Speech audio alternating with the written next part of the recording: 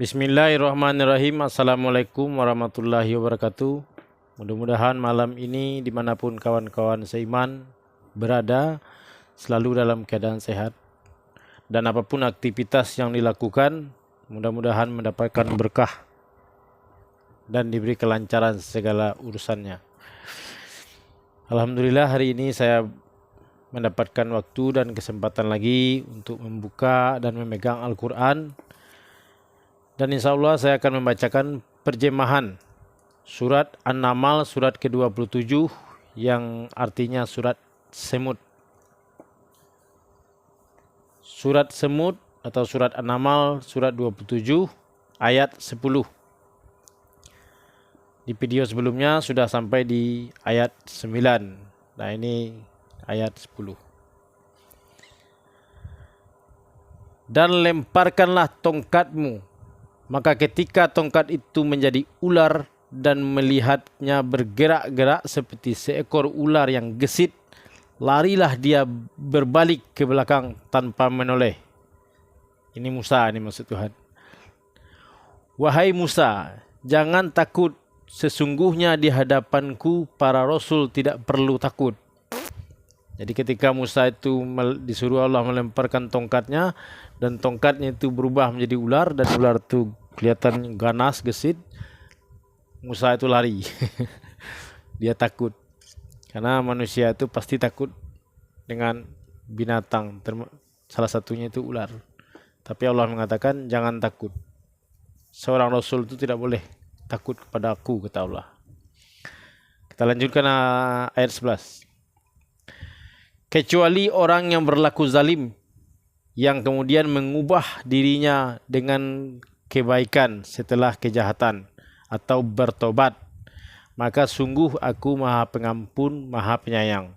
Jadi seseorang itu boleh takut kepada Allah kalau dia melakukan satu kesalahan atau sesuatu yang tidak disukai oleh Allah atau sesuatu yang buruk. Maka orang itu harus takut kepada Allah dan kemudian harus orang itu bertobat untuk mendapatkan rahmat dari Allah itu.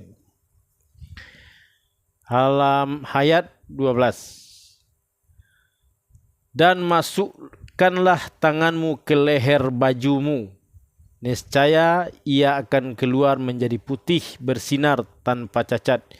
Kedua mukjizat ini termasuk 9 macam mukjizat yang akan dikemukakan kepada Firaun dan kaumnya. Mereka benar-benar orang yang fasik. Jadi Musa itu memasukkan tangannya ke dalam baju. Ada yang bilang itu mencabut bulu keteknya dan bulu keteknya itu dikeluarkan dan itu mengeluarkan cahaya yang sangat terang. Nah, Firaun dan para kaumnya waktu itu bilang itu adalah sihir yang nyata.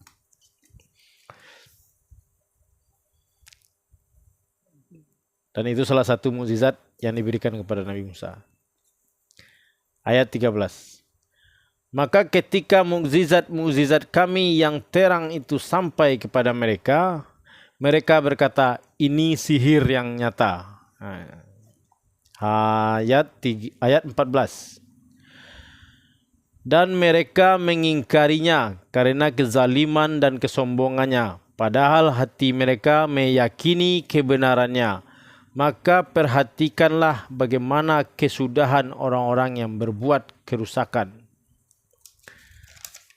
Surat An-Naml ayat 15. Dan sungguh kami telah memberikan ilmu kepada Daud dan Sulaiman, dan keduanya berkata, segala puji bagi Allah yang melebihkan kami dari banyak hamba-hamba yang beriman. Jadi di antara orang-orang yang beriman itu Nabi Daud dan Nabi Sulaiman itu diberi kelebihan oleh Allah itu. Nabi Daud itu bisa berbicara dengan pohon-pohon, tumbuh-tumbuhan, bahkan tanah pun berbicara kepada Nabi Daud itu. Dia mengatakan, "Hai Daud, ini di bawah tanah ini ada minyak." Kemudian Nabi Sulaiman itu bisa berbicara dengan hewan. Dia bisa berbicara dengan tumbuh-tumbuhan, sehingga tumbuh-tumbuhan itu bisa berbicara dengan dia. Tumbuh-tumbuhan itulah yang mengatakan, saya ini bisa obat bisa buat obat sakit perut, bisa buat obat ginjal gitu. Jadi pohon itu dan hewan-hewan itu berbicara kepada Nabi Sulaiman. Itulah kelebihan yang diberikan oleh Allah kepada Nabi Sulaiman dan Nabi Daud daripada orang-orang yang beriman saat itu. Banyak orang-orang beriman, bukan mereka saja. Tapi Nabi Sulaiman dan Nabi Daud itu diberi kelebihan khusus oleh Allah.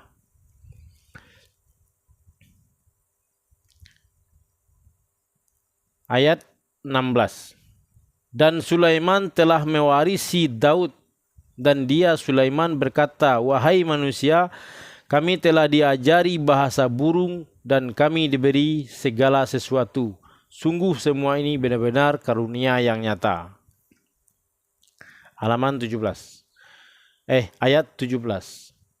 Dan untuk Sulaiman dikumpulkan bala tentaranya dari jin, manusia dan burung, lalu mereka berbaris dengan tertib.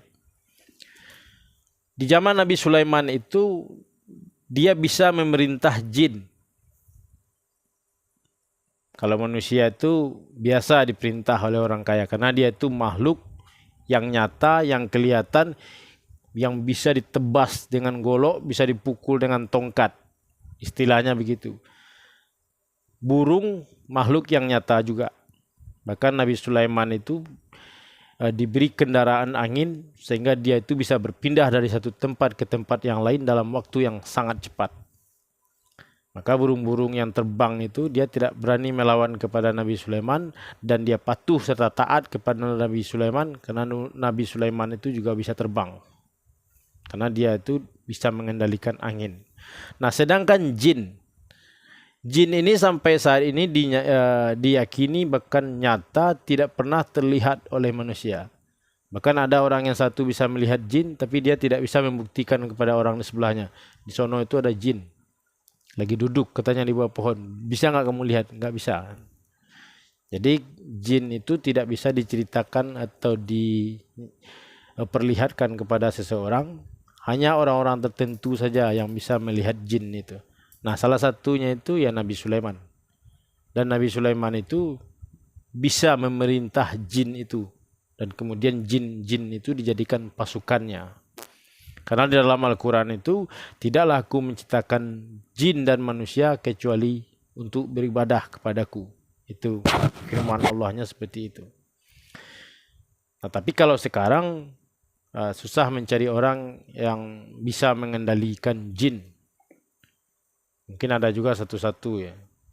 Tapi kebanyakan jin itu sekarang disuruh untuk mengantarkan santet atau teluh guna-guna. Itu mungkin makhluk yang dia pergunakan itu jin. Tapi saya nggak punya ilmu itu jadi saya nggak tahu itu benar apa enggak. Tapi di dalam Al-Quran ini yang Allah itu menceritakan bahwa yang menguasai jin itu hanya Nabi Sulaiman. Tahu ilmunya itu masih ada sampai sekarang atau tidak. Surat An-Naml ayat 18. Hingga ketika mereka sampai di lembah Semut, berkatalah seekor semut, wahai semut, semut, masuklah ke dalam sarang-sarangmu agar kamu tidak diinjak oleh Sulaiman dan bala tentaranya, sedang mereka tidak menyadari. Ini saya ulangi. Hingga ketika mereka sampai di lembah Semut, berkatalah seekor semut, wahai semut, semut. Nah, berarti yang berkata ini ketua semut atau raja semut. Dan kemudian dia menyuruh pasukannya yang semut itu, wahai semut, semut, masuklah ke dalam sarang-sarangmu agar kamu tidak diinjak oleh Sulaiman dan bala tentaranya, sedangkan mereka tidak menyadarinya. Maka semut-semut itu masuk ke dalam lubang masing-masing. Dan ada juga para guru yang mengatakan di zaman Nabi Sulaiman itu semut itu segede kambing atau segede anjing katanya. Jadi kalau kira-kira 40 cm atau 50 cm tingginya semut itu atau segede termos air itu. bobotnya sekitar 5 atau 6 kilogram. Ya kira-kira sebegitu itu. Semut zaman dulu. Kalau sekarang kecil-kecil semut. Maka dia Sulaiman tersenyum lalu tertawa karena mendengar perkataan semut itu. Dan ia berdoa, "Ya Tuhanku, anugerahkanlah aku ilham untuk tetap mensyukuri nikmat-Mu yang telah Engkau anugerahkan kepadaku dan kepada kedua orang tuaku, dan agar aku mengerjakan kebajikan yang Engkau ridai, dan masukkanlah aku dengan rahmat-Mu ke dalam golongan hamba-hamba-Mu yang soleh." Ini doa Nabi Sulaiman. Jadi ketika Nabi Sulaiman itu mendengarkan semut-semut itu berbicara, dia tersenyum dan tertawa. Dan kemudian Nabi Sulaiman itu berdoa kepada Allah. Salah satu wujud syukur Nabi Sulaiman itu karena dia bisa mengerti bahasa hewan dan kemudian dia juga bisa mendengar hewan-hewan itu berbicara. Itulah yang menyebabkan Nabi Sulaiman itu tersenyum dan tertawa. Dan dengan rasa syukurnya itu kemudian dia berdoa kepada Tuhan. "Ya Tuhanku, anugerahkanlah aku ilham untuk tetap mensyukuri nikmat-Mu yang telah Engkau anugerahkan kepadaku dan kepada kedua orang tuaku, dan agar aku mengerjakan kebajikan yang Engkau ridai, dan masukkanlah aku dengan rahmat-Mu ke dalam golongan hamba-hamba-Mu yang soleh." Jadi doa ini bisa dipakai kalau kita itu ingin berteman dan bergaul dengan orang-orang yang beriman, dengan orang-orang yang soleh gitu. Agar kita itu terhindar dari kawan-kawan kita yang mungkin belum berjalan di jalan yang lurus atau yang belum berjalan di jalan yang diridhoi oleh Allah. Tapi kita tidak boleh membenci apalagi memusuhi orang-orang yang belum mendapatkan hidayah dari Allah. Tapi kita harus mencontohkan kepada mereka bagaimana caranya supaya dia itu tertarik dengan hidup kita yang berpedoman kepada Al-Quranul Karim. Surat An-Naml ayat 20 terjemahan. Dan dia memeriksa burung-burung lalu berkata, "Mengapa aku tidak melihat Hud-Hud? Apakah ia termasuk orang yang tidak hadir?" Jadi Nabi Sulaiman ini ketika mengumpulkan pasukannya, yang dari manusia sudah terkumpul, yang dari jin sudah terkumpul, yang dari burung sudah terkumpul, dan ternyata ada satu ekor burung yang tidak hadir di situ, burung Hud-Hud. Dan Nabi Sulaiman itu berkata, kenapa dia itu tidak hadir? Jawabannya di ayat 21. "Pasti akan kuhukum ia dengan hukuman yang berat atau kusembelih ia kecuali ia datang kepadaku dengan alasan yang jelas." Jadi Nabi Sulaiman itu bukan raja kaleng-kaleng dia. Kalau satu dari pasukannya itu tidak hadir pada saat berkumpul itu, dan kemudian dia datang tidak bisa memberikan alasan yang jelas, mungkin macet, terlambat bangun, itu langsung disembelih oleh Nabi Sulaiman itu. Nggak ada cerita maaf. Ayat 22. "Maka tidak lama kemudian datanglah Hud-Hud. Lalu ia berkata, aku telah mengetahui sesuatu yang belum engkau ketahui. Aku datang kepadamu dari negeri Saba, membawa suatu berita yang meyakinkan." Nah, baru ketika burung Hud-Hud itu datang, dia membawa berita yang belum diketahui oleh Nabi Sulaiman. Kalau dia seandainya datang saat itu tidak membawa kabar yang tepat, maka dia akan disembelih oleh Nabi Sulaiman. Dan banyak juga guru-guru yang menceritakan tentang burung Hud-Hud ini. Dia memiliki ketajaman pandangan mata, bisa dia melihat air di dalam tanah itu beratus-ratus meter. atau mungkin berpuluh meter lah. Kalau manusia melihat air 1 meter di dalam tanah itu mungkin dia bisa melihat tanah itu lembab. Tapi kalau burung hudhud itu dia bisa melihat air di kedalaman 10 meter lebih itu. Sehingga kalau pasukan itu haus, hudhud itu disuruh oleh Nabi Sulaiman, di mana sumber mata air. Maka burung hudhud itu menunjukkan di situ ada sumber mata air, kira-kira kedalamannya 10 atau mungkin 15 meter. Maka digalilah oleh pasukan Nabi Sulaiman itu untuk mendapatkan pasokan air. Karena di Arab itu air itu mahal. Kalau ada sumur, maka sumur itu akan dijaga. Dan setiap orang yang datang ke sana untuk mengambil air itu, maka dia harus meninggalkan sesuatu di situ sebagai kenang-kenangan. Ayat 23. Sungguh kudapati ada seorang perempuan yang memerintah mereka, dan ia dianugerahi segala sesuatu serta memiliki singgasana yang besar.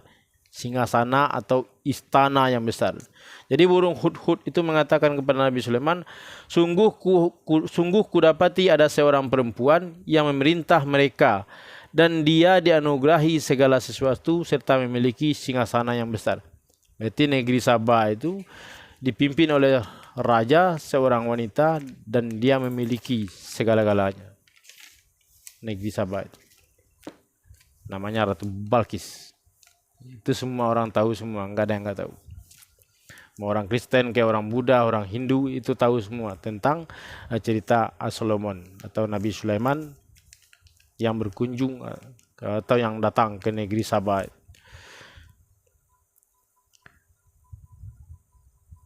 Surat An-Naml ayat 24. Aku burung hudhud dapati dia dan kaumnya menyembah matahari. Ini maksudnya itu burung hudhud. Burung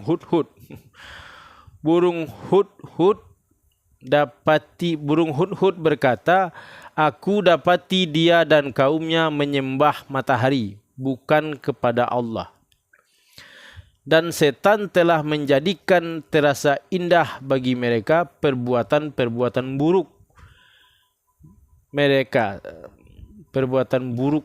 sehingga menghalangi mereka dari jalan Allah, maka mereka tidak mendapat petunjuk. Jadi setan-setan itu jadi penyampaian burung hudhud itu di negeri Sabah itu dipimpin oleh seorang wanita, dan dia itu menyembah matahari, bukan menyembah Allah. Dan mereka merasa indah perbuatan buruk mereka lantaran digoda atau diganggu setan. Dan mereka terhalang untuk mendapatkan petunjuk Allah karena mereka itu senantiasa melakukan keburukan. Dan mereka itu senang melakukan keburukan itu. Karena setan itu membuat perbuatan buruk itu terasa indah. Kita sampaikan ayat 25. Mereka juga tidak menyembah Allah yang mengeluarkan apa yang terpendam di langit dan di bumi, dan yang mengetahui apa yang kamu sembunyikan dan yang kamu nyatakan. Saya ulangi. Mereka tidak menyembah Allah yang mengeluarkan apa yang terpendam di langit dan di bumi, dan yang mengetahui apa yang kamu sembunyikan. Dan yang mengetahui apa yang kamu sembunyikan dan yang kamu nyatakan. Ini kayaknya apa terjemahannya, mungkin kayaknya terjemahannya. Kenapa ini? Mengeluarkan apa yang terpendam di langit. Ya, kalau menurut saya sih yang terpendam di bumi. Ya, tapi mungkin juga ada yang terpendam di langit dan juga ada yang terpendam di bumi.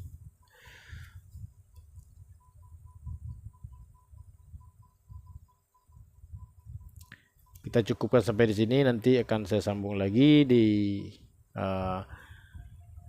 ayat 26. Saya memang tidak sengaja membaca Arabnya, karena membaca Arab, tulisan Arab di dalam Al-Quran itu sudah banyak sekali video-videonya. Bahkan videonya itu bagus-bagus.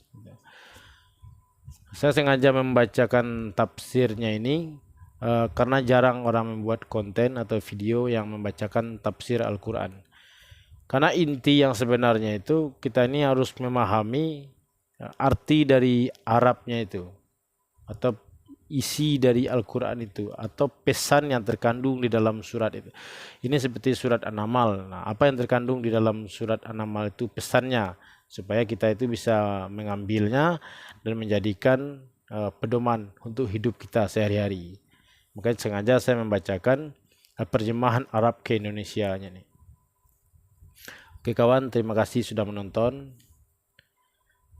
Mudah-mudahan di waktu yang lain kita bisa bertemu kembali. Mudah-mudahan kita semua sehat, panjang umur, dan diberi kesehatan. Tangan, mata, kuping, telinga, semuanya mudah-mudahan sehat semua, sehingga kita bisa mempergunakan anggota tubuh kita ini untuk beribadah di jalan Allah. Assalamualaikum warahmatullahi wabarakatuh.